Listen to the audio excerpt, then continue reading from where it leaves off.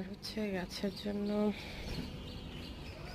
যখন বাসায় সবাই ঘুমায় তখন আমি উঠে যাই কারণ বাচ্চার খাবারটা আমাকে রেডি করতে হয়। আজকে বাগানের কিছু বরবটি তুলে রাখবো, রাতে বাবুকে দিব নাস্তায়। সকালে যেহেতু থাকবো না বাসায়, তাই এখনই তুলে রাখছি।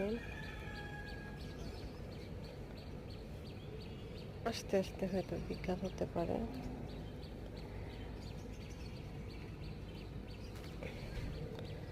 বাচ্চার জন্য একজন মায়ের আসলে মানে পুরো মাথাটাই কাজে লাগাতে হয়।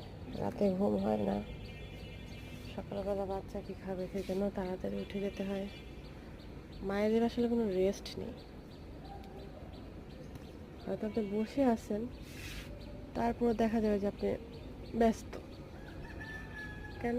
কারণ হচ্ছে আপনি কোনো কাজ করছেন, মাথা খাটাচ্ছেন, কিছু না কিছু দিয়ে দেখা যায় যে আপনি ব্যস্তই থেকে যাচ্ছেন। এটাই বাচ্চার মায়েদের নিত্যদিনের রুটিন। ওই গাছটা আস্তে আস্তে বাড়ছে, একটু স্প্রে করে দিতে হবে।